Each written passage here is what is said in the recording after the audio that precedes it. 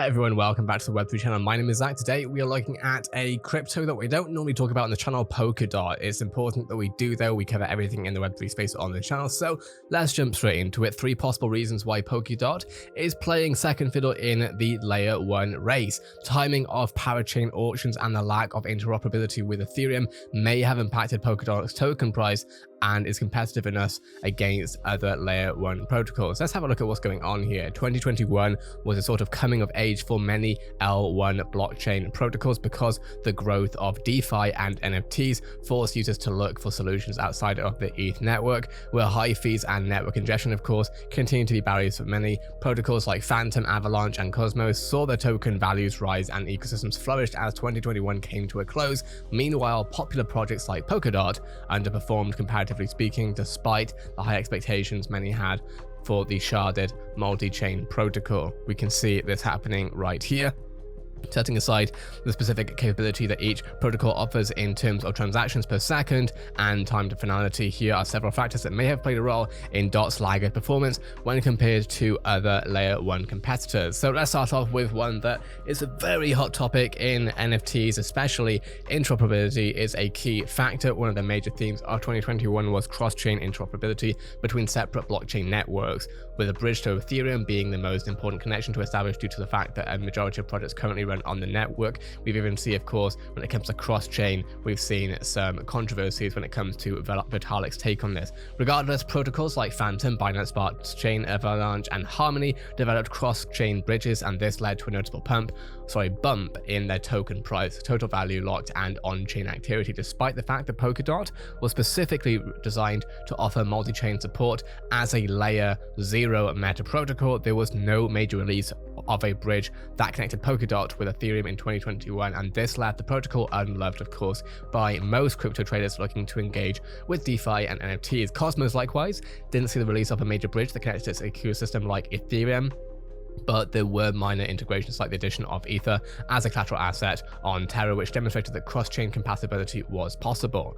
The late launch, of course, of parachain auctions as 2021 came to a close, all of the previously mentioned networks were seeing a healthy amount of activity and cross-protocol interactions, while projects on Polkadot were still finalizing their preparations to launch on the internet. This was in part due to the fact that the parachain auctions for Polkadot didn't begin until November 11, when, of course, Moonbeam, an Ethereum compatible smart contract parachain, secured the first slot. DOT saw its price rise to an ATH of $55 on November 4th, as those interested in contributing to the parachain auctions secured their tokens by the time the auctions had officially started, its price was already on the downslope towards a low of 23.28 USD on January 10.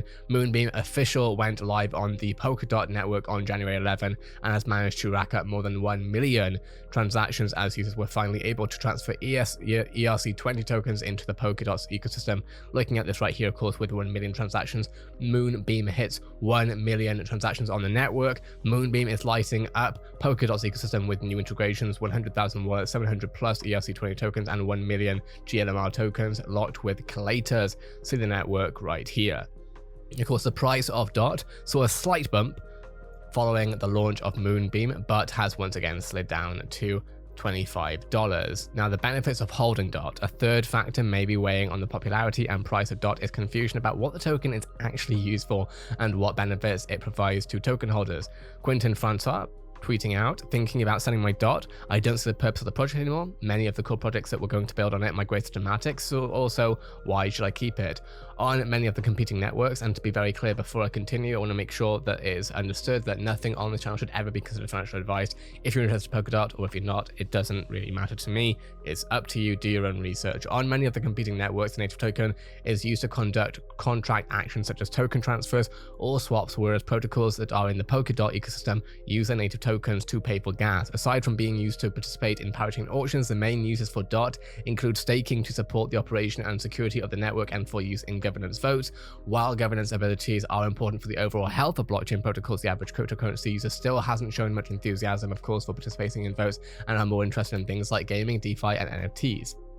Multiple layer 1 solutions are launching developer and liquidity incentive programs, and upcoming DeFi protocols are still offering high yield staking opportunities. Currently, DOT offers 13.94% APR to stakers, and it's possibly that this is not enough to satisfy the appetite of yield farmers who are looking to get a lot more bang for their buck. The long-term outlook for Polkadot remains strong, and the project has an active and dedicated community of followers to go along with an experienced development team led by, of course, Ethereum co-founder Dr. Gavin Wood. The launch of Moonbeam might indeed mark a turning point for DOT, as a cross-chain compatibility is now live and other parachain objects should start to launch on the mainnet shortly, but it remains to be seen how long it will take the network to catch up, of course, to its other layer 1 competitors who have had a head start on cross-chain interactions and increased on-chain activity. Personally, with the stuff that I've been looking at in the space when it comes to new projects being released, realistically, Polkadot is definitely not the first or main one that comes to mind right now. Oftentimes, of course, we're seeing